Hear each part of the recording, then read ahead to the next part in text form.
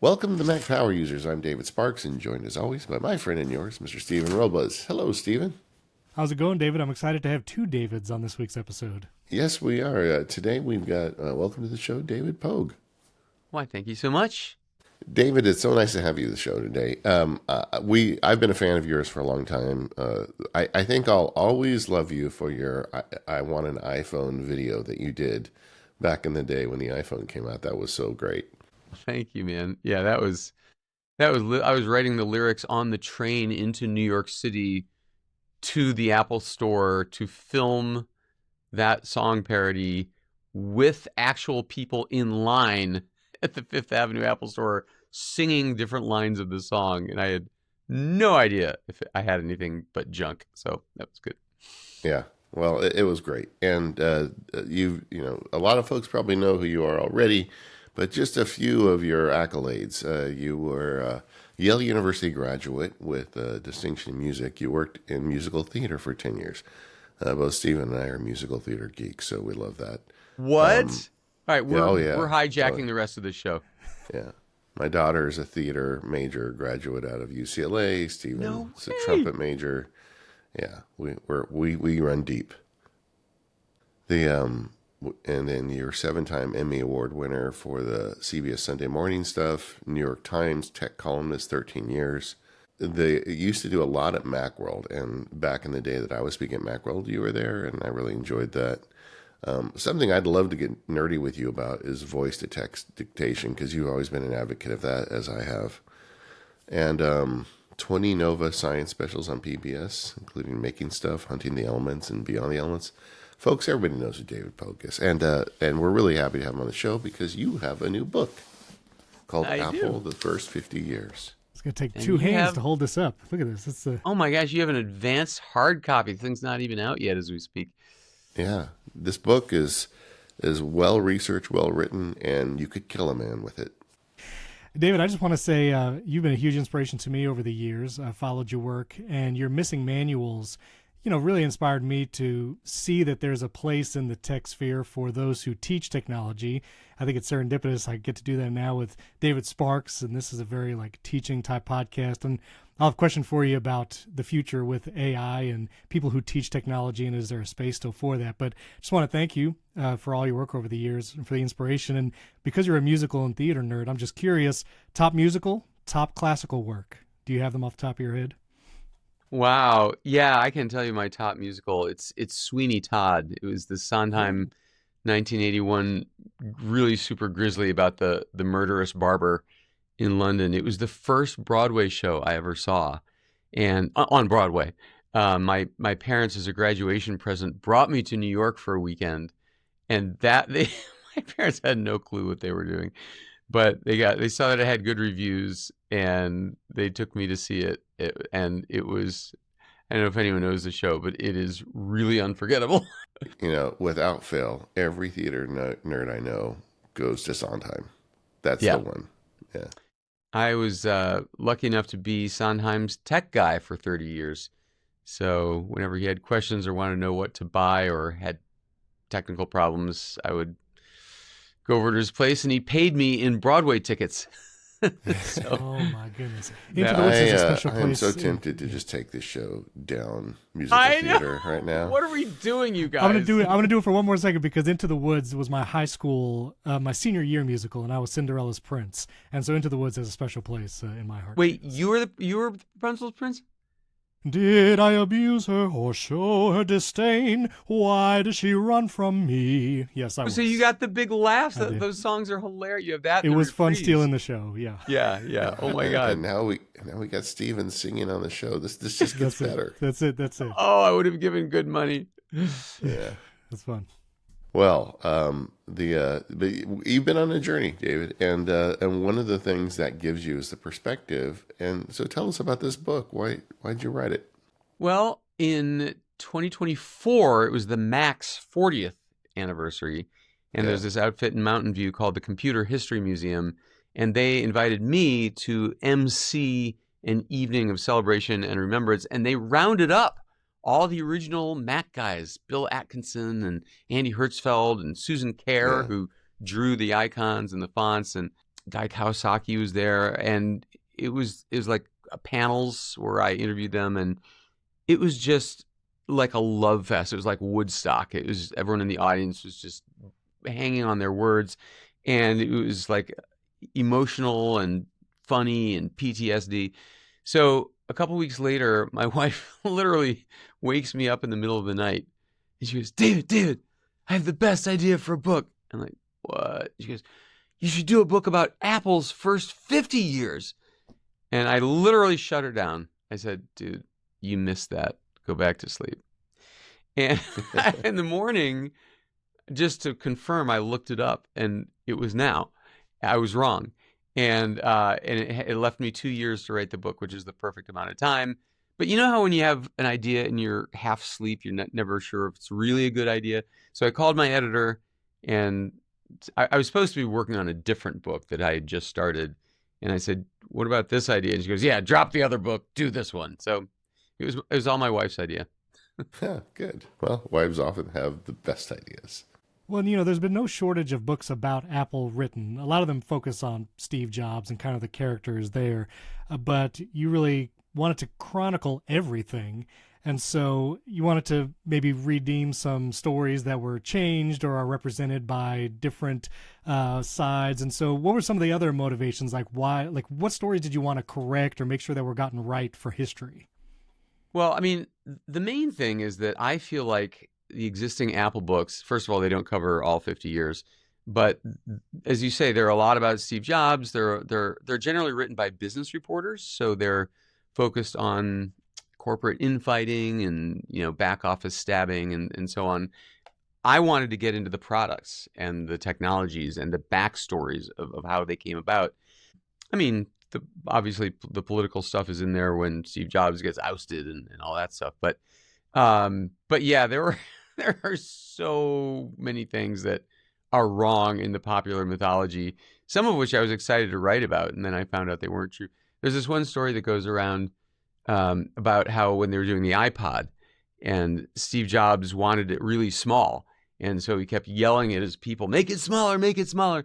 And finally they produced this prototype, and they're like, this is it, Steve. It doesn't get smaller than this. And he looked at it disdainfully and threw it into a fish tank, and air bubbles came up. And he goes, see those air bubbles? There's still space in there. Get rid of it. I mean, what a great story. Unfortunately, not true. Oh man, I was riding on that one. I was hoping that one was true. It never happened. There's this trope that Steve Jobs would say to you in the elevator, who are you and what do you do here? And if you didn't like what you said, he said, you're fired. That never happened either.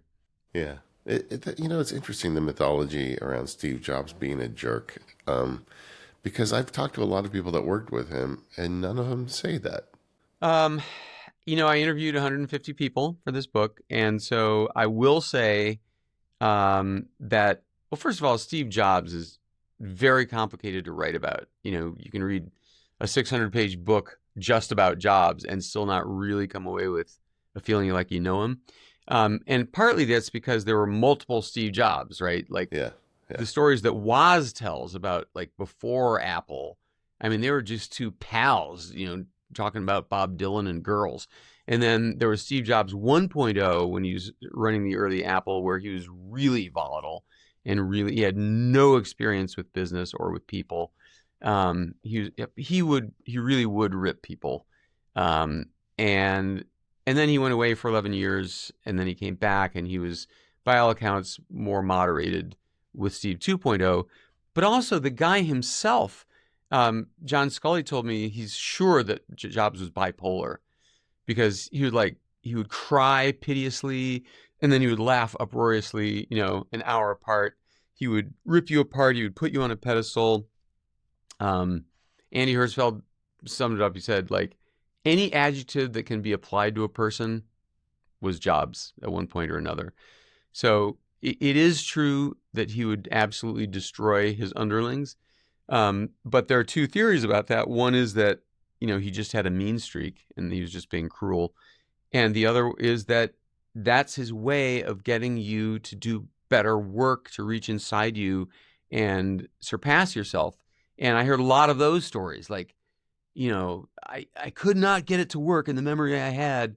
and available. And then Jobs came and he screamed at me, and I was so wounded. I went back to my cube and I found a way to do it. I mean, I've heard that a lot. So really, it's like looking through a prism at this guy. Yeah, and see, and that I hope that's not the lesson people take. That the trick is to go yell at your employees. Well, I'm curious because I grew up with Steve Jobs, and I think of my kids who use Apple devices now, and like they don't really have a frame of reference, but they hear the name spoken about as this, foregone genius. And so I'm curious, after interviewing so many people and covering Apple for so many years, was Steve Jobs actually the genius many people think of him as being? Did he have something special? Yeah, no question. But not the way people think. So the man, I mean, he calls it taste. It's not taste. He could literally see around corners. I mean, he was wrong sometimes, but 90% of the time, he was right about the future, about the choices they were making. He wasn't an engineer. He didn't code. He didn't design circuits. But what he could do is see a fledgling technology and immediately see what to do with it and immediately know the potential for it. And I mean, the list of things that Apple introduced, I mean, not just the mouse and Windows, but Wi-Fi, that was Apple. The digital camera, that was Apple. Laser printing, all of these things, none of them invented by Apple, but all of them identified by Apple and publicified, like made easy and simple and polished enough for the masses. And that's a gift too. I mean, you guys, I don't know how much you remember about the iPod era, but it was the first time Apple, when they had the iPod mini, that was the first time Apple had ever sold anything by the hundreds of millions. And that they had been in a cadence of releasing a new iPod model every Christmas, right? And so that Christmas was tough because the new iPod they had in mind was the Nano. It was smaller than the Mini, but it also held less. It didn't store as many songs. And the Mini was selling, like they could barely make them fast enough. And so Jobs said, yeah, we're killing it. We're killing off the best-selling product we've ever had. And everybody on the team was like, what are you talking about? This is like the greatest cash cow. He goes, nope, we're taking all the money we're putting on that and we're putting it on this new iPod Nano that doesn't hold as much. And they just thought he was insane. So he ordered parts for 14 million Nanos for the holiday season and sold them all out. Like it even outdid the Mini. How did he know? I wouldn't have guessed. John Rubinstein, his hardware guy, was pushing back. Like, how did he know that the right thing to do is to kill your bestseller? He just always knew. And the iPod was such a huge part of their business, and you could argue the same thing when they made the iPhone. That was going to destroy the iPod. And exactly right. Jobs didn't even blink. He's like, we're going to kill off our main cash cow and do the phone. I think at the time I heard somebody from Apple, I'm not sure if it was Jobs, saying, well, somebody's going to do this, so it should be somebody's going to displace the iPod, so it should be us.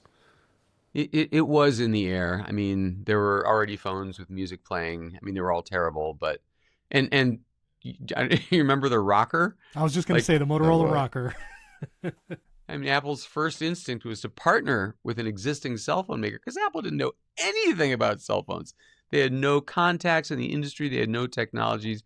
So they wrote iTunes for the Motorola rocker phone, and it was bad. It was ugly and it was bad. Like, no matter how much storage you had available, it limited you to 100 songs, and you couldn't download songs, and you couldn't use songs as ringtones. It was just a disaster. I was talking earlier about your great song you did with the iPhone release, but I think you were one of the early ones to realize that the iPhone was just so different. It was such a game changer. Yeah, it really was. And another risky thing. I mean, no keyboard. We take it for granted today, but man, that was super controversial. Phil Schiller, the global head of marketing, was fighting with Jobs. Like, you got to have a little BlackBerry keyboard. You got to. Like, no one's going to type on glass. I don't know if you I don't know if you've had the chance to read the 600 pages of this book, but one of my favorite sections is how they got the on-screen iPhone keyboard to work. Initially, they just had the regular QWERTY keyboard on there, and you try to type on these tic-tac sized keys with your thumbs, and it was just it really didn't work. You made all kinds of typos. It was too hard to correct them. So they had this competition among all the engineers to design something better. And people came up with these wacky keyboard designs. Like one of them had only 6 keys, but each one was shaped like a triangle with 3 different letters in the corners. And so you'd slide if you just tap the key, you get the letter at the top of the triangle. If you tap the key and slid to the left, you'd get the letter to the lower left, and so on. There was another one that was like the old flip phones where you press the key 3 times to cycle through the 3 letters written on it. And finally, what they wound up with is the one we have today, where invisibly to you, the sizes of the keys are changing. The landing area are changing as you type. So if you type TH, the next letter is probably E or maybe R, but it's not going to be B.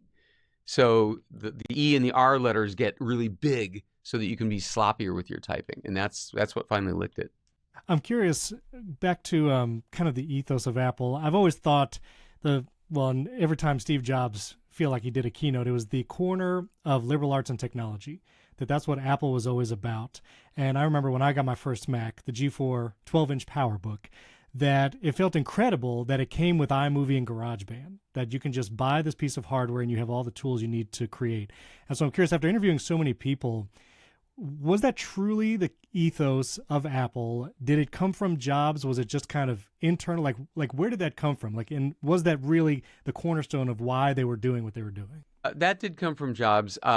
I don't think that was their motivation, but it may as well have been, because they were really nutty about art and perfection. And Jobs, I mean, again, what CEO gets down on his hands and knees in the trenches of the icon designers and argues with them about the drop shadow? I mean, he was so obsessed with the details of this thing. Eddie Q is the head of services, and he was behind the original iTunes music store, and he said, if I ever do a memoir, it's going to be called "Off by 1 Pixel." It's crazy that Jobs would get so involved. But the fact that Apple wound up specializing in the arts, music and movies and photos, and home computers and school computers, is not because they set out to go that way. It's because they lost the business world early on. They lost that to Microsoft. And so they were sort of forced into saying, oh, well, then we're the ones for home and schools. And they made the best they could do with that.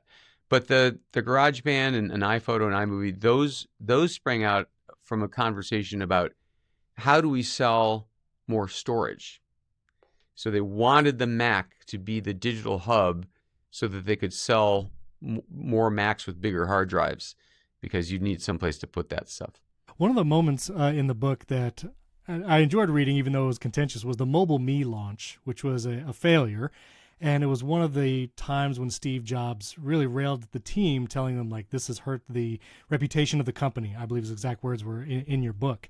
And as you were just talking about how involved Steve Jobs was, I'm wondering how much of that had actually in the end made better products, because if we tie that to today, especially in the podcast tech world, there's a lot of complaints about macOS Tahoe and how there's a loss of detail, things like corner radii and things in the design like scroll bars.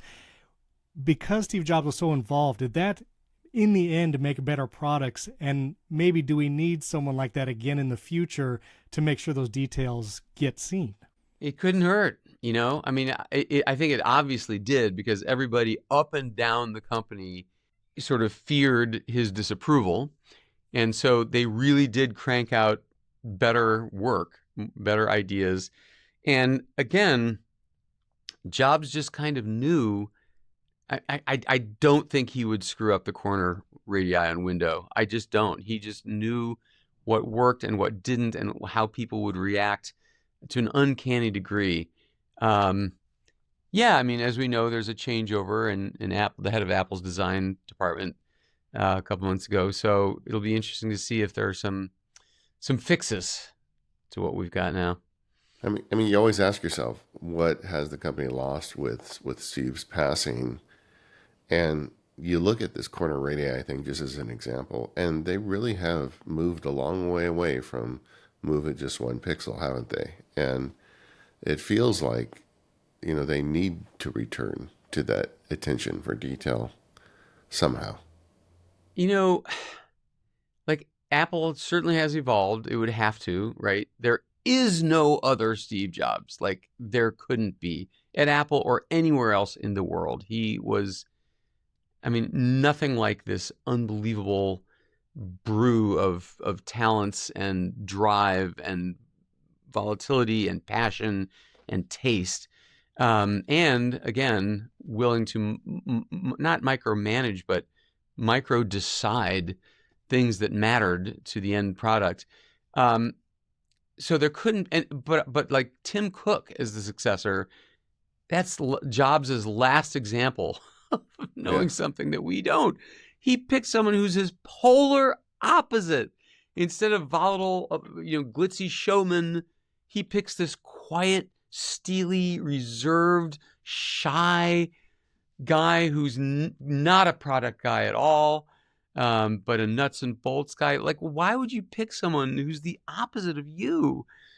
And yet, under Cook, Apple has tripled, quadrupled in size, headcount, revenue, profits. Somehow Jobs knew. How does he know? I'm curious though, like there's a lot of talk about founder mode in recent years and how the founder of a company just has a unique ability to bring that company to a certain place. And when it comes to Jobs, I recall a story of, when the iPad keyboard was being developed, they couldn't decide between a couple different options. And so Steve Jobs comes in and in a few seconds just knows. And that's how I would describe a product CEO, someone who just understands, like you're saying, the taste. Tim Cook is very different, obviously extraordinarily successful. Does the next CEO need to be a product guy, business guy, somewhere in the middle? What do you, after seeing Apple for 50 years, what do you think? I mean, at this point, I realize I'm so bad at guessing questions like that because everybody wrote articles about Tim Cook. Like the Onion did a parody of Tim Cook's arrival as CEO, and the headline was something like, "California man realizes he has no ideas." And like, I would never have guessed that he would be as successful as he was. And so obviously both a Steve Jobs like product guy and a supreme logistics guy like Tim Cook, they can both succeed. So it must be something other than that. It must be something, corporate, spiritual, or gut feeling, or, I mean, I don't know. I've never worked a 9-to-5 corporate job in my life, so I don't even understand how actual companies work. So I'm probably not the guy to answer that question, but we've had one of each kind, could not be more different, and both very successful. All right. So you say you don't know, but you've been talking to Apple executives your whole career. I have to ask. The rumor is John Turnus is the next guy. I don't know if that's true or not, but where does he fit in that calculus? I mean, I will tell you, I've also heard some other names, and so this book was, I didn't want Apple to have editorial control. I didn't want them involved. And yet I needed something from them. I wanted to interview current executives, designers, engineers, and Apple does not, as a rule, allow them to speak to journalists unless they have some point they're trying to make, justify the AI decisions or whatever. And I also wanted access to their archives. So it was a very delicate dance. I wanted something, but I didn't want to give them something, right? So they wound up inviting me to come to Apple Park It was like 4 days of all day interviews with everybody, including John Turnus. And I have to tell you, these people are so scary smart. Yeah, They have I wound believe up. it. Tim Cook has surrounded himself. These people are frickin' impressive. And Turnus, I mean, I thought it might be Jeff Williams, but Jeff Williams left. All of them were just unbelievably brilliant people. So I think there's several candidates there. Turnus would be great. He's head of hardware now. All of them have been there for decades. All of them know how the sausage is made and they tend to be like Tim Cook himself in temperament. So his immediate team, they're very calm. They're still at their core, and just so brainy. You can't believe it. You mentioned AI a second ago, and I'm curious, in the book, you mentioned how Apple is perfectly fine not being first. They were not first to the MP3 market. They were not first to many things. Even in the original iPhone, Google Maps was the Maps, and then they made their own maps later. When it comes to Apple Intelligence and AI, once again, they are not first. And now they're partnering with Google again feels like from Google Maps to Apple Maps. Do you think a similar trajectory now with AI and what we're seeing now, as in they weren't first with the music players, but they made the iPod and they made the best one? Are they on that path to still be in like the lead when it comes to AI in the future? And what was the feeling as you were on campus and talking to these people? I mean, Phil Schiller told me that business of being not first is not a strategy. Like he said, we would love to be first with something, but it just takes longer to do the kind of job that they want to do. That's his argument. So on the AI, Tim Cook has said, look, you're going to get it shortly. You're going to forget all the controversy. It's going to be so great. You'll just be glad you have it. From what we hear, it's really been trouble internally, right? There have been a lot of executives shuffled around, people fired, people poached from the AI team by Meta, rumors that Apple's not spending enough on the AI. There have been several direction reversals. But again, this might not be such an unusual thing. I mean, I know they've had direction reversals on everything else they did. Remember the iPhone? That was originally going to be an iPod with cellular technology built in. Like they literally had a scroll wheel on this thing. That was going to be the phone. And then they changed direction. So changing direction they used to do in complete secrecy, so you never heard of it. But now that there's a lot more leaks these days, we start to hear and they're like, ooh, Apple's in trouble. It's hard to judge whether or not the chaos surrounding their AI initiative is par for the course. Multiple people told me that Apple has what they call a debate culture interior. They yell at each other. I mean, but the rule is they're going to lock themselves in a room and they're going to argue it out until they have consensus and everybody's on board. And when they open the doors to the room, they march forward together and they do what they've all agreed on, and nobody's sniping and no one's saying, I told you, you should have. So this could just be that, right? This could just be internal, passionate debate about which way they should go. And apparently now they've settled on a direction. And I really hope it's great. You guys and your listeners probably saw that incredible demo in 2024 of what the smarter Siri is going to be. I mean, she said to her phone, Siri, what time do I need to pick up mom? And in a fraction of a second, it looked through her email, found out that her mom's coming for Thanksgiving, then went to her messages, learned what the flight number was, then went to FlightAware, found out if the flight's on time, went to Google Maps, found out the traffic, and came back and said, you need to leave at 1:20. I mean, that would be useful AI. Yeah, That's what we're still waiting for. I mean, the thing with AI is we don't trust it. None of us want to give it access to all our information. But an iPhone, if you have a contained model you can rely on and it has access to all your data, it can be infinitely more powerful. But they've got to deliver the goods on it, and they haven't. Yeah, that's the other thing about the AI question. Apple is not a company that releases stuff that sort of works, right? Like, I know we're all like, AI, where's your chatbot? But man, like all the chatbots still hallucinate. They all get stuff wrong. Is that really what we want from Apple? Really? Or do we want them to come up with something that doesn't get stuff wrong? I'm curious, in the book you talk about Project Titan, which was Apple's car project. And I was actually at Apple Insider at the time when they broke that story years ago, but you had some more details about it. And so I'm curious, what this very secretive project, we knew they were working on a car. There were lots of rumors out there.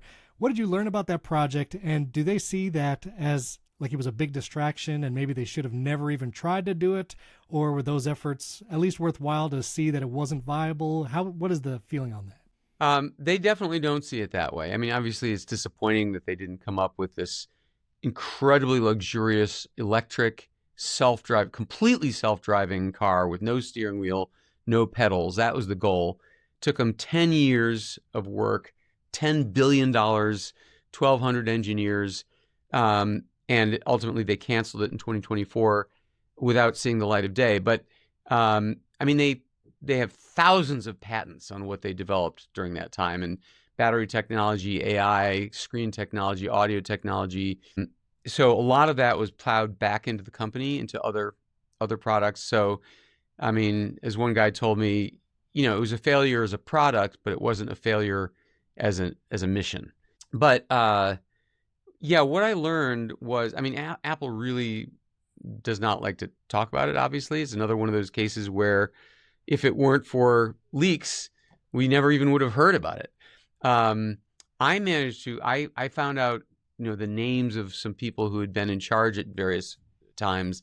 And I went on LinkedIn and just messaged them out of the blue and said, would you be willing to talk about this? And one of them responded and said, sure, I'll spill the beans. So he told me the whole story.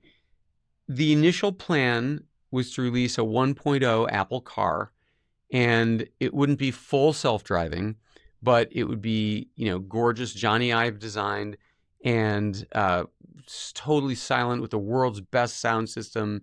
And year by year, they would make it better, right? He said to me, you don't get to the iPhone 10 on your first at bat. You start with the iPhone 1 and you get there little by little. So that was the original plan. At one point, a few years in, Johnny Ive came in and looked over what was underway, and he said, no, this just isn't good enough to put our name on. We need to really swing for the fences. I mean, no steering wheel, no pedals from the get-go, 4 reclining easy chairs, like a high-end living room, facing each other, like not even facing front. The car has no front and no back, right? It's completely symmetrical. So he wanted to go for the gold, and that was a very controversial decision, but that was the change in the road that they made, and they couldn't get there in the 1.0 version. I mean, no company has. Tesla's getting really close, but no one's got flawless, eternally safe self-driving yet. So ultimately they shut it down. So, David, you did a lot of research for this book, which is just amazing, and the breadth of coverage. What was the biggest surprise you learned in researching this book? I will have to say the extremes that Apple goes to. I mean, I could spend the rest of the year giving you examples, but I mean, like Face ID, where the phone unlocks when you look at it. They wanted to make sure that their technology, which, by the way, they bought this Israeli company that made this contour sensing camera, and their previous big hit was the Xbox Kinect. This is the company that made the Kinect for the game console. So they had to shrink down the Kinect from 12 inches wide to a half an inch wide in order to make Face ID work. But it's the same fundamental technology. And they wanted to make sure that it works on every face in every situation. So they began this year of the most hilarious extreme. Internally, they set up Makeup Mondays, where they asked employees to come to the Apple cafeteria wearing weird makeup and wigs and glasses and hats and try to fool it. And then they wanted to make sure that it would work with any kind of creative facial hair. So they would take the prototype to Harley Davidson rallies, and they had all these dudes with crazy hair on their faces. And then they took it to twins conferences to make sure twins couldn't fool it. They got permission for the first time in Apple history to take a prototype out of the country, and they would take it to like tribal areas in deep South America to test it on people who don't have, European descended facial structure. And then they hired these Hollywood special effects artists to make hyper realistic faces out of latex, but I mean with hair, with eyeballs, lips, really realistic, to see if a mask could fool this thing. And there's this great story about the dude in the mailroom, like opening these boxes, and they're like these decapitated heads staring out at him. Those stories I'd never heard of, and I'm sure not many other people have either. When it comes to secrecy, Apple has always had secrecy as part of their ethos as well, and that's why I remember the iPhone 4 being leaked or left in a bar and Gizmodo covering it was a massive deal. It was the first time something leaked so badly. But that's not the case, it seems, anymore. I mean, we get these models of iPhones in June or July of what the September iPhone's going to look like, and they tend to be pretty accurate. Like, we knew the 17 Pro and the iPhone Air model. So is it just because of their size, or has that internal ethos kind of changed? And how do they feel when stuff like that leaks inside Apple? They don't like it. The secrecy thing served a lot of purposes. It means that, the company, as we said earlier, has the ability to change course without it seeming like a failure. It means that other competitors can't catch up on what you're doing. It means there's an element of buzz and surprise when the product unveils. So the secrecy that Steve Jobs imposed was really shrewd. I mean, it made so much sense and it helped the company. I think one big part of it is Tim Cook's moving all the manufacturing to China, because now there are people who will go up to a factory worker leaving the thing and say, I'll give you a year's salary if you can smuggle me out a prototype. Now they have TSA style scanners for employees as they leave the factory for that purpose. So there's a lot more leaking. I think the culture of secrecy is not quite as rigid as under Tim as it was under Steve. I mean, man, you were insta fired if you leaked something in the Steve Jobs days. Maybe you are still, but yes, the internet makes more things possible. More people are channeling to certain journalists. So I think it does hurt Apple. It loses a lot of the element of surprise. You mentioned China. There's a lot of commentary and discussion around that these days. That great book came out last year, Apple in China, talking about how they got kind of hooked into China and how China got hooked into Apple. Where do you see that with the future of the company? Is this the threat to Apple that some say it is? So all of Apple's eggs were in the China basket until very recently. This tariff business, I cannot overstate how much terror that struck into Apple. I mean, as we've read, making an iPhone in the United States would peg its price at $3,500. I mean, that would not be good for anyone, for Apple, for customers. So Cook has been moving manufacturing out of China. He set up lines in Vietnam, and a couple select products in the States. But China is really risky. Not just because of tariffs, but because their chip manufacturing is all done in Taiwan, and if there's an earthquake, if there's a war, so super risky.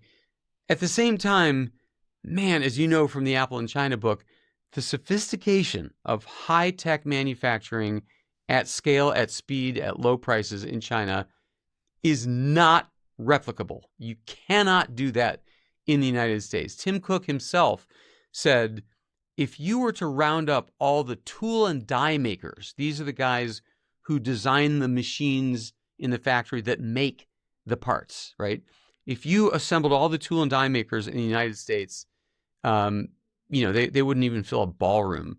But in China, I mean, there's hundreds of thousands. If your factory needs a new screw shape manufactured for your device, you'll have it that afternoon. It's a guy down the block at the screw factory. So the infrastructure in China for manufacturing is like nothing the world has ever seen, and literally is impossible to set up here. So my guess is that the diversification underway now, I mean, it's still 80% of it is done in China. The diversification is a good idea. I'm glad that Apple is spreading out the risk. But, we will have a different president eventually, and maybe this whole tariff thing will blow over and we'll be still comfortable once again manufacturing in China. Yeah, I'm all for diversification. I think, you also don't know what the Chinese government's going to decide one day. Thank you. That's right. That's another huge point. Looking to the future, you talk about the bets that Apple have made. Tim Cook talking about augmented reality over VR, hence the Apple Vision Pro is a mixed reality device. You also quote Eddie Q in the book saying that in 10 years you might not even use an iPhone, and Apple needs to prepare for that. What do you think Apple needs to do, or maybe what are they doing to prepare for maybe a post-iPhone future, or to move on these newer technologies? Apple Vision Pro, obviously not a success when it comes to sales or market penetration, but it was generation one of a new category. So what do you think? Where are they going? What are they trying to do? I mean, you've read the same rumors I have. I think they're putting a lot of effort into glasses.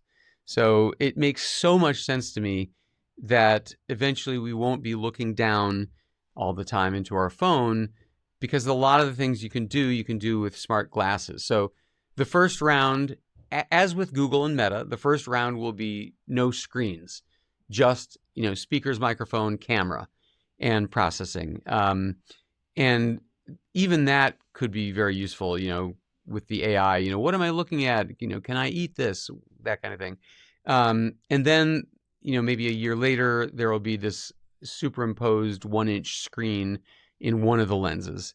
That's what Google and Meta did. And then you can have, directions and subtitles for what people are saying to you, which would be so amazing for, older people hard of hearing, people who don't speak that language. So there's some pretty good arguments for moving what's on the phone into your glasses.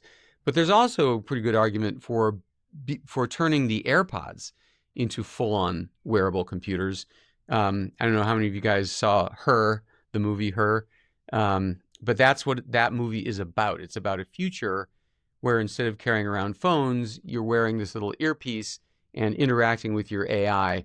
In the case of this movie, he falls in love with his with his Siri, with his AI, because she's so good and such a sycophant. But I think those are very likely directions for Apple to go. We know that Johnny Ive has teamed up with OpenAI to work on similar wearable things, maybe a pendant, maybe a badge. But everybody would like to get away from faces down in phones all day long. Yeah, I mean, if the iPhone was the asteroid that came for the iPod, the question is, what is the asteroid coming for the iPhone? And I agree with you. I think it's some sort of AI wearable. Just which one? And, on that point, the Vision Pro, did you guys try it? Try it out? Yeah. We both own them. Oh, you own them? Oh, the few, the proud. Yes, there you There's go. 10% of their sales right there. But I mean, the technology is unbelievable. It is unbelievably good and so advanced and so cool. If it wasn't so big and heavy and expensive, I think it would have done much better. So what makes my mind go scruffy is if they could combine some of that technology into glasses. I mean, I don't know if that's technologically possible. It's hard for me to imagine they're just doing a copycat of the Meta glasses, right? They would have to do better than that. And if they can port some of the Vision Pro technology into that, they would have it. And I really think there's two paths for this in the future. I think the immersive, Vision Pro style experience is still really great. And I think there's a lot of people that would want that, take me to Machu Picchu today kind of thing. as opposed to the wearable walk around during the day smart glasses. I feel like Apple should be legitimately pursuing both. I'm curious, you talk about when Jobs returned in 1997 and how he fixed a, quote, rotten company and basically did it on intuition, turning the company around. Was it actually just pure intuition, or what were the decisions Jobs made then that turned it around? And John Gruber, tech pundit, had a piece last year about something's rotten in the state of Cupertino currently. And so is it that they need intuition again? Is that what they need to focus on, and can they do it? So what was it exactly in 97? Was it intuition? And what is it that they need now?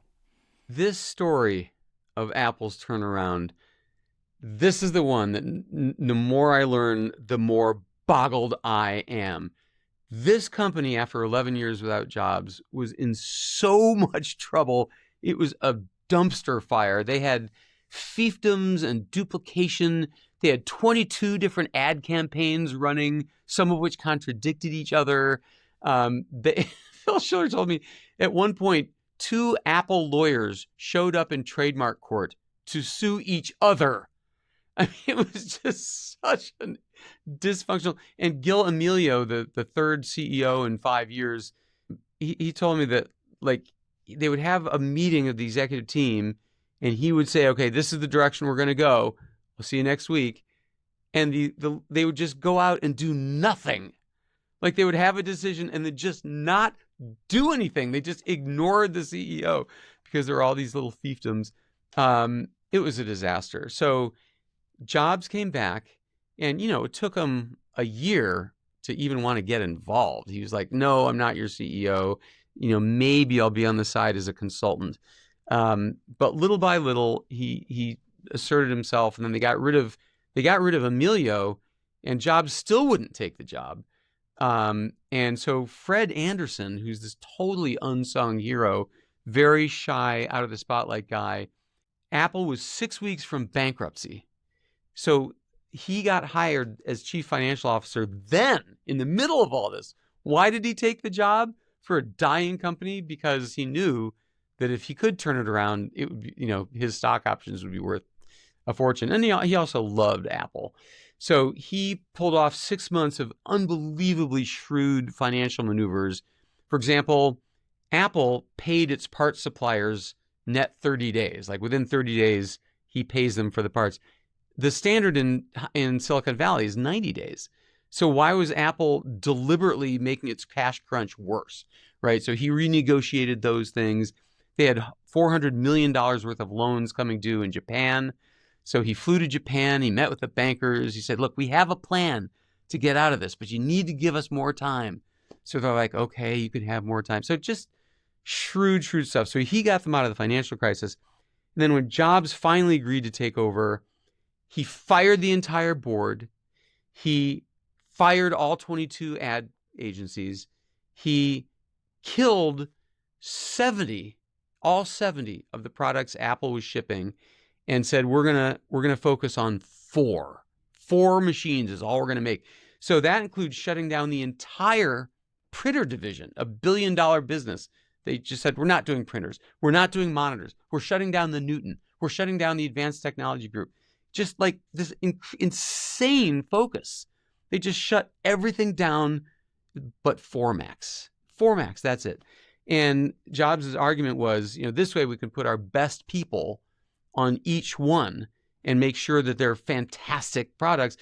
But this was not popular. I mean, remember, Jobs had run 2 companies, Apple once before and then Next, and they were both failures. So people were like, why are we trusting this guy? And also, they'd been working on these new products, billions of dollars of R&D, and Jobs just canceled them all. People were unhappy. They were their passion projects. They'd worked hard on them. Super controversial. And I mean, I picture myself in that position. I never would have had the nerve to shut down all this stuff they'd spent billions of dollars developing. Yeah, I mean, the Newton was finally getting good, and it got killed. Yeah, that's right.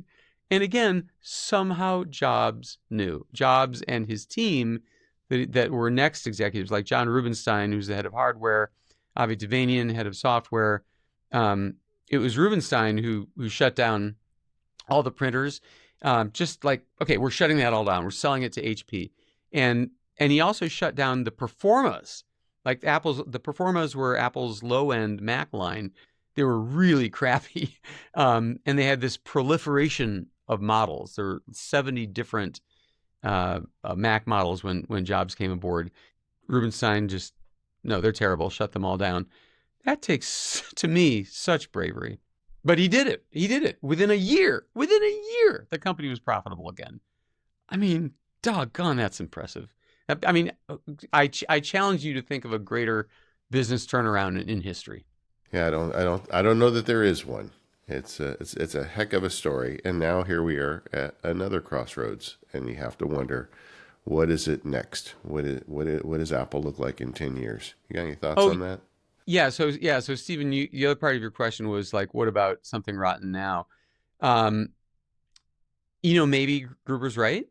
But I will also say that I cannot remember a time when people weren't saying that about Apple. Like people have always said, a phone with no screen, that's so stupid. A tablet with no way to type, no one's going to buy that. Those earphones detached, no cable, you're going to lose those. I mean, people have always thought that Apple doesn't know what it's doing. And somehow Apple turns out always to know what it's doing. Maybe this is different. But in the next 10 years, I think if first of all, we have to remember that Apple has like the world's best engineers, like cream of the cream. Everybody wants to go to Apple as talent. They also have this unbelievable installed base. 2.2 billion customers carrying around Apple devices right now. That if they were a country, they'd be the biggest in the world, bigger than China. So they have a lot of cushion to experiment, to make mistakes, to find what works, because it's really hard to leave the Apple ecosystem. You got all your data on iCloud, everything syncs, you bought all your software and all your apps. You can't really say, oh, I'm going to become an Android person and start over. I mean, some people do, but it's not easy. So I do think they have some time to figure things out. Tim Cook is, 65, something like that. So no one's talking publicly at Apple about succession, but we know he will eventually hand the baton to somebody new. And that person could bring fresh ideas. So there are questions about what will the next products be, and I think we know some of that. There's again the discussion of the glasses. There's talk about home robotics or home doorbell type security products. I'm curious though, because you said Apple has the best engineers, and they do, and like Johnny Cerrugi, obviously doing incredible work with the hardware and the chips. So much so that when Gurman released a piece implying that he's leaving Apple, he had to put a statement out and leak the statement to make sure everybody knew he wasn't leaving. But when it comes to those on the AI team, now this was late in 2025, so you couldn't really make it for the book, but a lot of AI researchers and workers have left Apple to be poached by other companies. Some of the reasons put out there by other tech pundits is that, well, Apple's not going to bribe people to stay at Apple. And so if you want to leave Apple for money, they're going to let you do that. Apple wants people who bleed six colors kind of thing. Do you think that is actually why Apple is letting these people go, or do they need to start paying the $100 million sign-on bonuses to get the best talent in AI?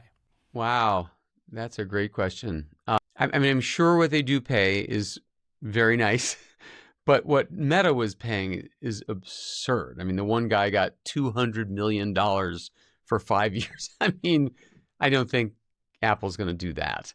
So there is something to, we're not going to play, the mind game of I can pay you more. And there's a lot of talent. There's a lot of great AI talent. For the last few years, people have known that this is where the future was going. So people coming out of schools now know what they're doing. The stuff that alarms me more, I think, were the reports that Apple hasn't invested in, for example, the hardware. They don't have nearly as many NVIDIA cards and so on as the other guys. And maybe they don't need to. Maybe especially with this deal with Google Gemini, maybe they did something shrewd as they saved $1 trillion, but are going to get the product that works just as well. Which raises the question, do you think these LLMs and AI are ultimately going to be a commodity? I do. I do. I mean, there's already more than we need. Um, and the other thing that, we haven't really talked about, but the future of AI is not at all certain. I mean, every one of these experts who says this is the end of humanity or this is the beginning of endless abundance, they're all full of it. Nobody has any idea. We are so new into this. There are no laws yet, no guardrails, no regulations. The lawsuits have not yet wended their ways through the courts. The public pushback is just starting now. What's the movie theater chain that starts with C? AMC or CMX? Cinemark? Cinemark, yeah. So I think it was Cinemark that just refused to air an AI film festival because they got so much hate mail from movie fans. I mean, people hate AI, young people especially, man. If you put something out that was done with AI, they will cancel you. They will dump you. So we also know that the hallucination problem is not getting better. And I read a story the other day saying it will never get better because, follow me here, they train a large language model by feeding it everything off the internet, right? That they train it with material from the internet. So increasingly, what they're feeding it from the internet came from AI in the first place. Yeah. I mean, there's a good out. chance that 5 years from now, a huge percentage of what's online will have been generated by AI. So the hallucination problem is not going to get better. Like they're training AI on its own exhaust. So it might get worse. Yeah, so it's not at all clear where we're going with AI. The Kyrgyzstan, in a nutshell, YouTube channel has a great video on AI slop and that kind of just refeeding itself more slop. But we want to move on to your tech stack. But just one last question with the AI, because I'm sure talked to lots of people about the Google Maps to Apple Maps transition. And thinking about that, Apple obviously saw Google Maps. They used it on the early iPhones. They knew they had to make their own Apple Maps. Maybe you could speak to why they realized that. But when it comes to web search, they've partnered with Google forever. Obviously, there's money involved, but they did not feel the need to make their own search engine that would be built into Safari. They still rely on Google for that. I'm curious if you think AI falls into the Maps category. Well, they'll partner with Google for now, but still work on their own and release their own? Or is it more like a Google search scenario where they're going to partner with Gemini, maybe forevermore, and that will just be what's powering it behind the scenes? Wow. Well, we know for sure that one of the through lines of Apple's 50 years, and one of the last chapters in the book is called Through Lines. It traces all these things, some of which are obvious, like dedication to excellence, and some of which are a little weirder, like everything has round corners. I mean, from the laptops to the power bricks to the keys on your keyboard. And one of the through lines is they like to make the whole widget. That's why they're now making their own silicon. They always wanted to make their own silicon or design their own silicon because they do not like being reliant on others. They've been burned badly. That's where iMovie came from. Jobs wanted Adobe to make a Mac version of Premiere when video editing was just getting underway. And Adobe said, no, your market share isn't big enough. And Jobs was furious. So make the whole widget.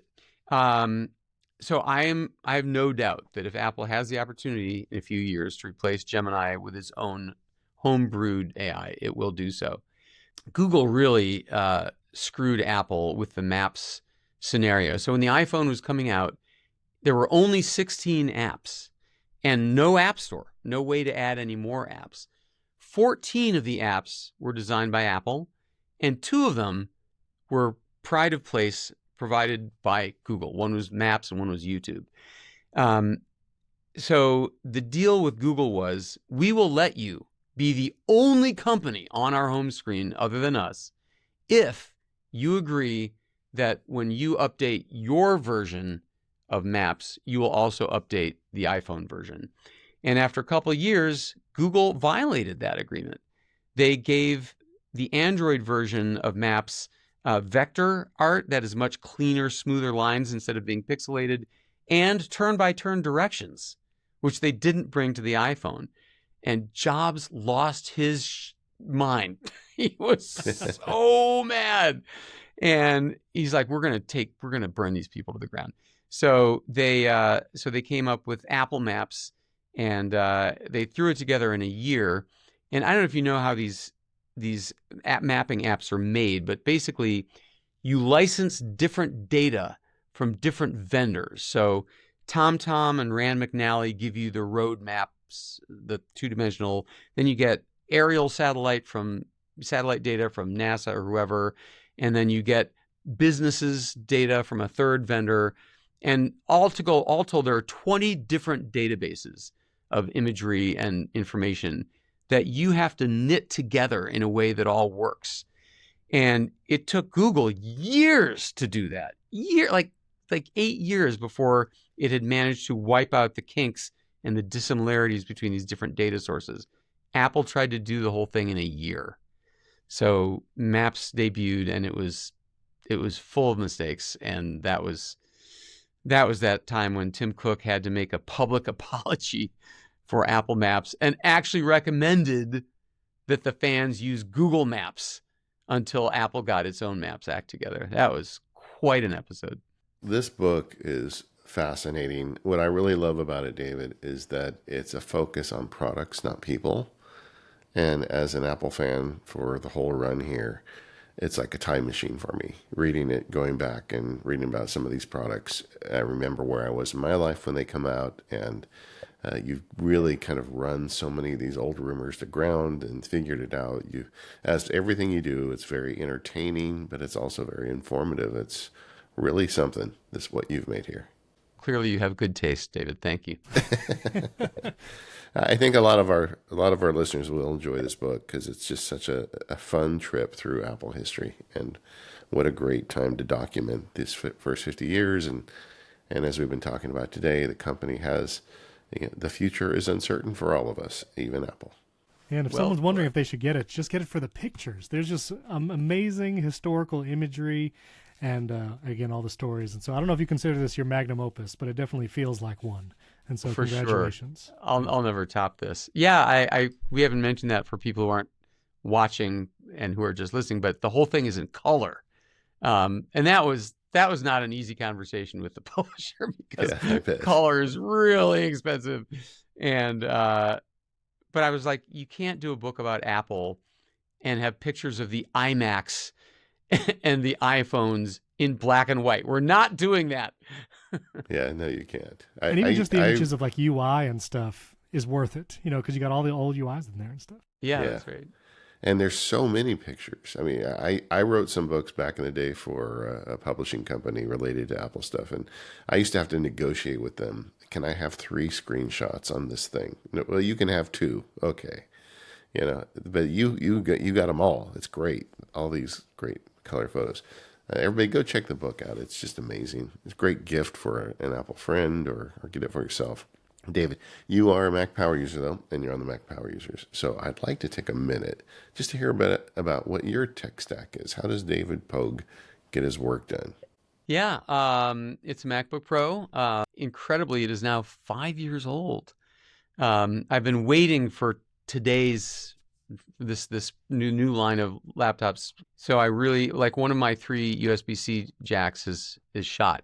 So I cannot any longer plug in. So right now, as I talk to you, one USB-C jack is my Sony nice SLR camera that I'm using. One is my audio interface for this nice microphone. And I could use the MagSafe for power, but that would be it if I needed any third item. So when I'm home, I have an LG very widescreen monitor, and I was astonished to discover that in the world of 34-inch wide monitors, the resolution generally does not match what I'm used to on the Mac. Like Dell makes one, Sony makes one, and you see the pixels. Like, how are we in 2026 and you haven't matched Retina resolution? The LG is the only one that comes close, so that's why I got that one. I'm surrounded by a couple of keyboards, musical keyboards, because I'm an old time musician and I do a lot of song parodies and stuff. In my little office here, I have 2 LED panel lights for lighting because in this room where I am right now, I shoot a lot of CBS Sunday Morning interviews remotely, so it had to look good. But really, that's it. I carry around this laptop. I have an iPhone. I don't really use an iPad because I'm such a laptop guy. I just need the keyboard. Do you have a Vision Pro? No. Okay. No. They really hurt me. Like they really, like in 10 minutes, it really was painful. Maybe it's my head shape or something. But Apple sent me a loaner, and I couldn't even get my wife or my kids to try it. I couldn't even get them to try it. I mean, in part because Apple makes it so hard for anyone else to use, right? You don't have their lenses. They don't have your, you have to, there's no like accounts feature where different people can use it, or didn't used to be. Is there now? Do they have accounts yet? No accounts. There's a guest mode is a little easier on the iPhone. You can actually put it in guest mode from the app. And so someone can put it on without you previously, tapping guest mode in Vision Pro. But it's still a pain in the neck because you have to take out if you have prescription lenses and all that kind of stuff. But yeah, if you want a really widescreen Mac, the Vision Pro is actually pretty good at a virtual monitor. So. Oh man, I love that thing. Well, I mean, before it started to hurt me, sure. It was. I mean, the movies. Whew. Yeah. What about software? Just three apps: your email, your calendar, and your notes. What are the 3 apps you use for those things? So I use for my calendar, I use BusyCal, which is a descendant of Now Up to Date. It's really, really good. It's got all, like, there's a phone version too, and so you can pinch and zoom with your fingers on both the Mac and the phone to see more or fewer days or weeks in the view. It's really excellent. Have you seen on BusyCal? Have you seen that feature where it'll show you the month in a strip across the page, where you can get the whole year, but it's like a month-long view across the page. So you have January through December, but extended across the page. It's an amazing view. I've never seen a calendar app do anything like that. You're not talking about year view. Yeah, but it's more than that now. Oh, cool. I'll just check it out. What is it called? While David pulls that up, on your iPhone, battery percentage on or off? Do you show the battery percentage in the status bar? I do. What a cool question. You do. Yeah. I always ask. I don't want battery anxiety, so I don't want to know the exact number. I like the vague. Really? Let it decrease over time. Yeah, I don't have the number up there. That's like a first date question. Exactly. See if we can get along. But yeah, I use Notes for notes. And here's an interesting story. So during the writing of the book, I was using Notes for everything. I only had 1,200 notes. It wasn't like crazy, but it was getting really slow, like really slow. Like I would do a search and it would take full on 5 seconds to find what I was looking for. And I thought that I had overloaded it with too much stuff, which is sort of silly, but that's what I thought. And so in desperation, I searched for a replacement for Notes that would be super fast. And I found this app I'd never heard of, but had rave reviews, called Bear, like the animal, the bear, that I did the entire book with that. It is so fast. It has, for example, when you do a search, it's real-time results as you type each letter, that kind of thing, and lickety-split and free. And so I used Bear to write the book. And then finally, when the book was done, I'm like, I got to solve this Notes problem. And it turned out it had nothing to, I spent days paring it down, deleting stuff and people that I don't deal with anymore. And I got it down to 700 notes, and it still was really slow. And I finally asked ChatGPT what the hell was wrong with it. And it gave me a terminal command to go in and reset some daemon.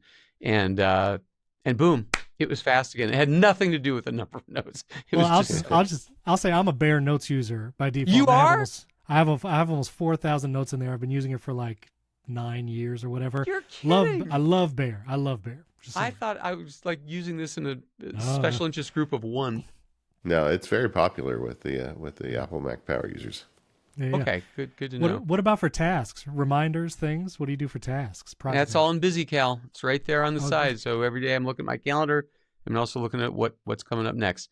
The great thing, I don't know if you remember like the days of third-party calendars before Apple had one, but the problem is you were entrusting your life to this proprietary data file, right?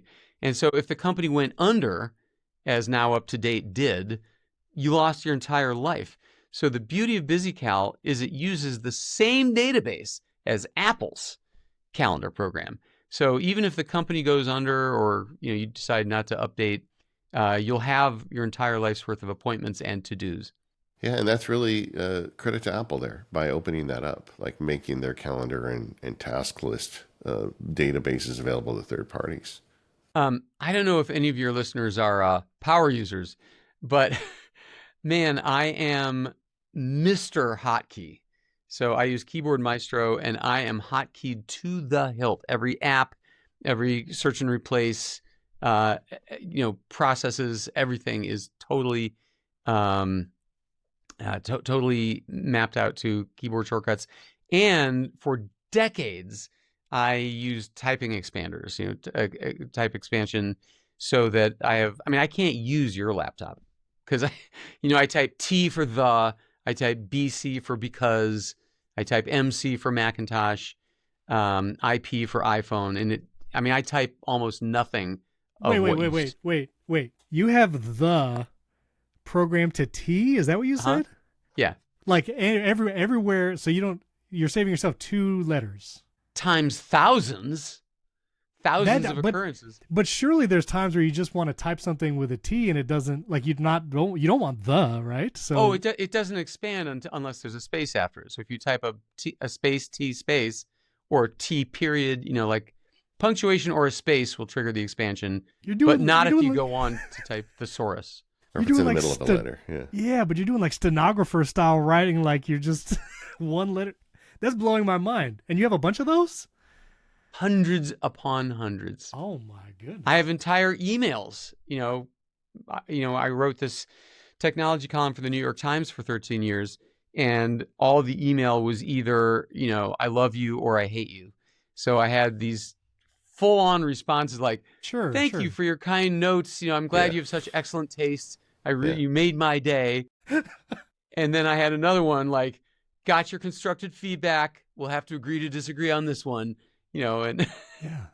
Whoa. I think there's a direct relationship between iPad usage and Keyboard Maestro usage. Like if you are a big Keyboard Maestro fan, you're not going to be a big iPad user because Keyboard Maestro gives you such wings on a Mac. It's hard to get away from that. 100%. 100%. One thing I got to ask you about while I got you here is, back in the old Macworld days, you were a big fan of voice to text dictation. I was a lawyer for 30 years. I was also a big fan of it. I remember the year that we got the Dragon engine on the Mac and everybody lost their mind at Macworld. And you were in on that too.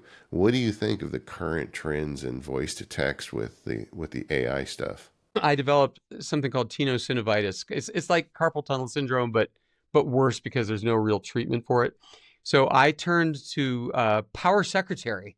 $2,500 I paid for this first Mac speech to text app, and you had to separate words like this. I would do this all day and write my Macworld articles. My girlfriend would come home and I'd be like, "Hi, honey, how was work?" Oh, sorry. So I've been in this game for a long time, and it has gotten like really spectacular. So I dictate all my texts. Like I very rarely tap type on the phone. And man, for the book, these interviews, I would record them on the iPhone, and then I would come home and I would dump them into 11 Labs, this incredible AI speech service they go both directions. They can, you can type in text and it'll read it to you in a very human voice, or you can dump in recordings and it'll do these unbelievable transcriptions. I mean, with the name of the speaker, with half words, with stumbles.